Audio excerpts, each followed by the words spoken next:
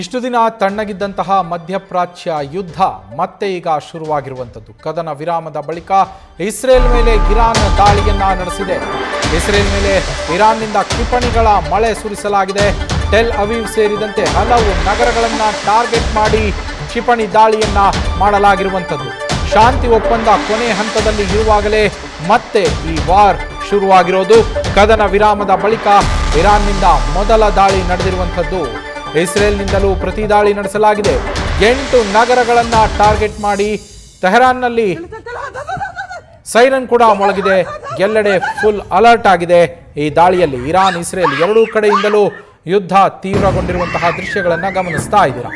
Iran ಮತ್ತು ಇಸ್ರೇಲ್ನ ಮೇಲೆ ಮತ್ತೊಮ್ಮೆ ಎರಡೂ ದೇಶಗಳ ನಡುವೆ ಪ್ರತಿದಾಳಿಗಳು ನಡೀತಾ ಇದೆ. ಇರಾನ್ ಕದನ ವಿರಾಮದ ನಡುವೆಯೇ ಇಸ್ರೇಲ್ನ ಮೇಲೆ ದಾಳಿಯನ್ನ ಮಾಡಿದ್ರೆ ಇಸ್ರೇಲ್ ಕೂಡ ಇರಾನ್ನ 8 ನಗರಗಳ ಮೇಲೆ ದಾಳಿಯನ್ನ ಮಾಡಿರುವಂಥದ್ದು. ಅಲ್ಲಿರುವಂತಹ ಸೇನಾ ನೆಲೆಗಳನ್ನು ಗುರಿಯಾಗಿಸಿಕೊಂಡು ದಾಳಿಯನ್ನ ಮಾಡಿದ್ದೇವೆ ಅಂತೇಳಿ ಇಸ್ರೇಲ್ ಹೇಳಿದೆ. ಈ ನಡುವೆ ಅಮೆರಿಕ ಅಧ್ಯಕ್ಷ ಡೊನಾಲ್ಡ್ ಟ್ರಂಪ್ ಕದನ ವಿರಾಮವನ್ನ ಉಲ್ಲಂಘಿಸಬಾರದು ಅಂತ ಹೇಳಿದ್ರು. ಆದರೆ ಇಸ್ರೇಲ್ ಟ್ರಂಪ್ ಆದೇಶವನ್ನ ಕೂಡ ಉಲ್ಲಂಘಿಸಿ ಈ ದಾಳಿಯನ್ನ ಮಾಡಿರುವಂಥದ್ದು.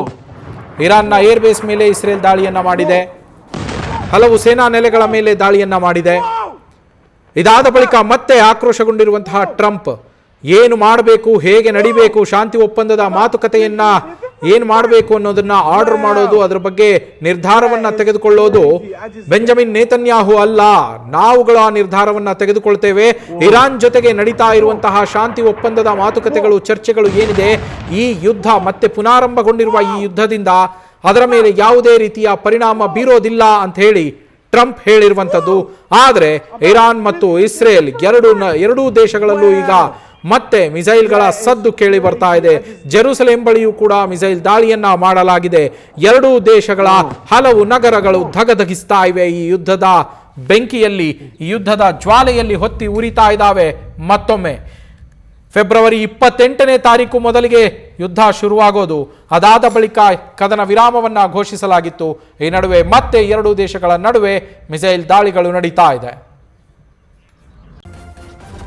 ನ್ಯೂಸ್ ಫಸ್ಟ್ ನಿರ್ಭೀತಿಯಿಂದ ನಿಮ್ಮ ಪರವಾಗಿ.